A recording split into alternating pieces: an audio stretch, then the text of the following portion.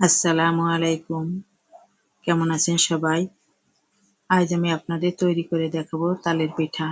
এজন্য আমি প্রথমে উপকরণগুলো দেখিয়ে দিচ্ছি। নিয়ে আসি কিছু তাল, নারকেল, ১ কাপ চিনি আর কিছু চাউলের গুঁড়া।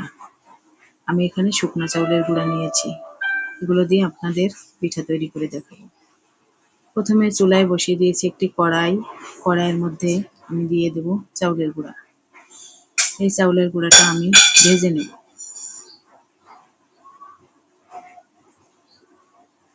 ততক্ষণ ভাজতে থাকবো যতক্ষণ না সুন্দর একটা ঘ্রাণ বেরোয়। এই তো আমার চাউলের গুঁড়া অনেকটাই ভাজা হয়ে গেছে। এই দেখেন কতটা ঝরঝরা হয়েছে, সুন্দর একটা ঘ্রাণ বেরিয়েছে। এবার আমি চাউলের গুঁড়াটা নামিয়ে নেব।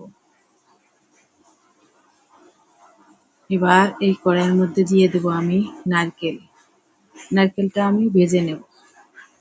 যতক্ষণ না পর্যন্ত নারকেল থেকে সুন্দর একটা ঘ্রাণ বেরোচ্ছে ততক্ষণ পর্যন্ত নারকেলটা ভাজতে থাকবো। অনবরত নাড়তে থাকবো আমি নারকেলটা এখন ঝরঝরা হয়ে গেছে।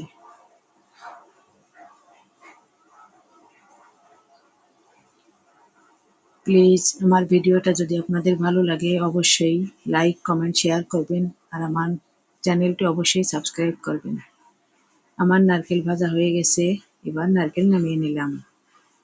এবার এই কড়াইয়ের মধ্যে দিয়ে দেব তাল।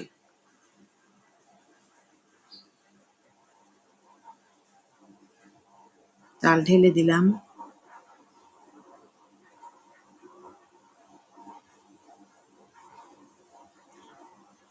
এবার এর মধ্যে আমি দিয়ে দেব ১ কাপ পরিমাণ চিনি আর স্বাদ মতো লবণ। এগুলো একসঙ্গে আমি ভালো করে মিশিয়ে তালটা ভালো করে জাল করে নেব। প্রায় ১০ মিনিট জাল করার পরে এই তো আমার তাল হয়ে গেছে। এবার আমি চুলাটা নিভিয়ে দেব। এই চুলা নিভানোর পরে আমি দিয়ে দিলাম নারকেল। সেই ভেজে রাখা নারকেলটা আমি ভালো করে মিশিয়ে নেব। এবার এর মধ্যে অল্প অল্প গুঁড়ো দিয়ে আমি একটা ডো তৈরি করে নেব।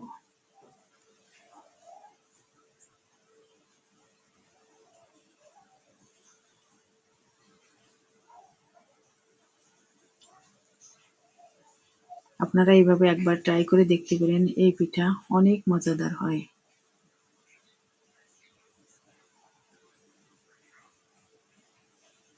আমি এই ডোটা একটা প্লেটে ঢেলে নিয়েছি। কিছুটা ঠান্ডা হওয়ার পরে আবার মথে নেব। একটা শক্ত ডো তৈরি করছি।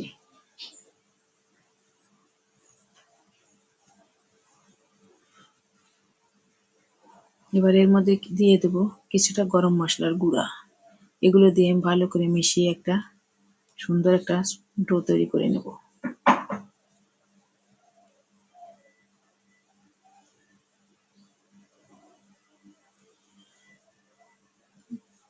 এই তো আমার ডো তৈরি প্রায় শেষ। এবার আমি এই ডো দিয়ে ছোট ছোট করে পিঠা তৈরি করে নেব। এই পিঠাটা আপনারা ইচ্ছা মতন তৈরি করতে পারেন, আপনাদের পছন্দ মতো। আমি একটা ঝুড়ি নিয়েছি যাতে সুন্দর একটা ডিজাইন হয়। এই যে আপনারা এইভাবে তৈরি করতে পারেন, আবার চাইলে প্লেন করেও তৈরি করতে পারেন। আমি এই একইভাবে সবগুলো পিঠা তৈরি করে নেব।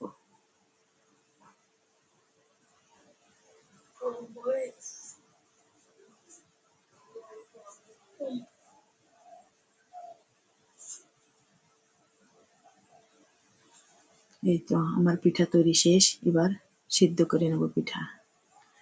আমি রাইস কুকারে আগের থেকে পানি বসিয়ে দিয়েছিলাম। এবার পিঠা সিদ্ধর জন্য বসিয়ে দিলাম।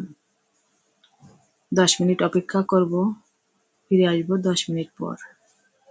এই তো আমার পিঠা সিদ্ধ শেষ। দেখেন কতটা লোভনীয় হয়েছে পিঠাগুলো।